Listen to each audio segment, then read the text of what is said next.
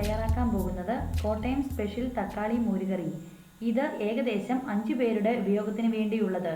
ഇതിന് ആവശ്യമുള്ള സാധനങ്ങൾ: തൈര് 1 ലിറ്റർ, തക്കാളി 3 എണ്ണം അരിഞ്ഞത്, പച്ചമുളക് 4 എണ്ണം നെടുവേ പിളർന്നത്, തേങ്ങ 1/2 മുറി, ഉലുവാപ്പൊടി 1/2 ടീസ്പൂൺ, വെളുത്തുള്ളി 3 എണ്ണം, ചുവന്നുള്ളി 6 എണ്ണം അരിഞ്ഞത്, മഞ്ഞൾപ്പൊടി 1/2 ടീസ്പൂൺ, ജീരകം 1/2 ടീസ്പൂൺ, കറിവേപ്പില ആവശ്യത്തിന്, വറ്റൽമുളക് 3 എണ്ണം, കടുക് ആവശ്യത്തിന്, ഉപ്പ് ആവശ്യത്തിന്, എണ്ണ ആവശ്യത്തിന്.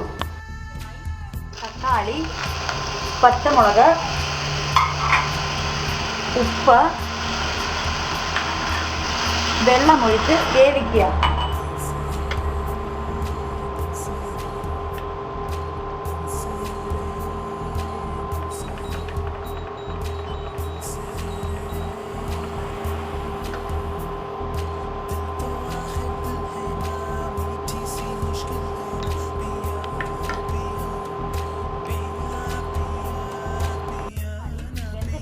ഒരു തൊപ്പി ഉപയോഗിച്ച് നന്നായി ഉടയ്ക്കണം. പേസ്റ്റ് രൂപത്തിലാകണം.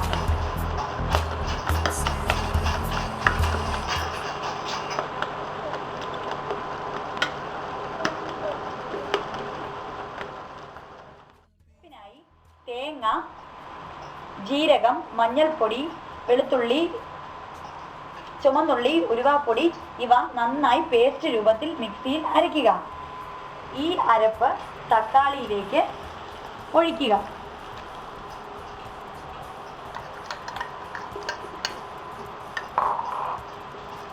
നന്നായി ഇളക്കുക. നന്നായി ഇളക്കിയതിന് ശേഷം 2 മിനിറ്റ് മൂടി വെച്ച് വേവിക്കുക. വെന്തോന്ന് നോക്കാം.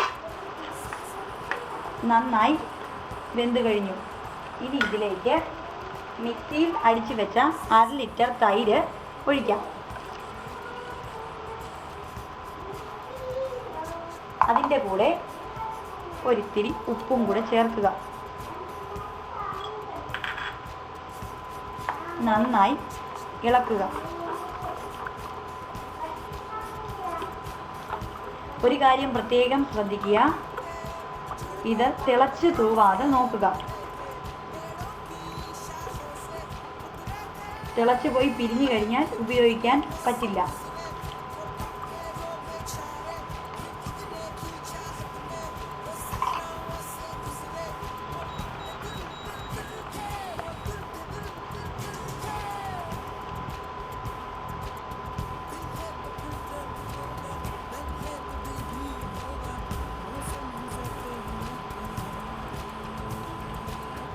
വെന്ത് കഴിഞ്ഞു. ഇത് തിളച്ച് വന്ന് നമുക്ക് തീ ഓഫ് ചെയ്യാം. ഇത് തീയിൽ നിന്ന് മാറ്റി വയ്ക്കാം. നമുക്ക് കടുക് താളിക്കാം. അതിന് ചീനച്ചട്ടിയിലേക്ക് എണ്ണ ഒഴിക്കാം. എണ്ണ ചൂടാകുമ്പോൾ കടുകിടാം.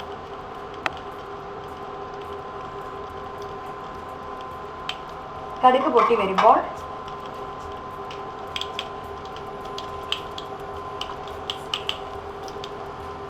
ഉള്ളി ഇടുക.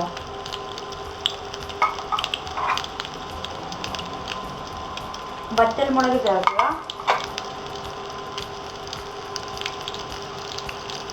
കറിവേപ്പില,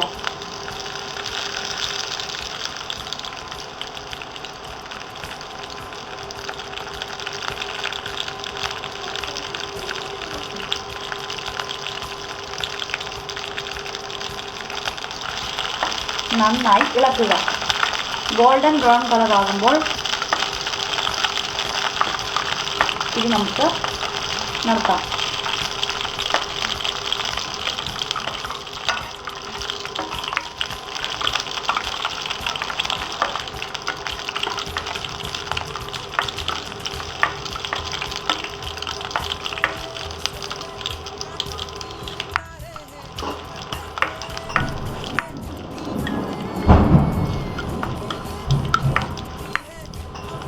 ആയിക്കഴിഞ്ഞു.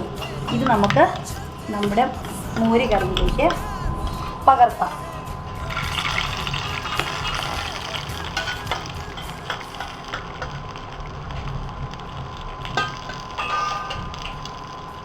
നമ്മുടെ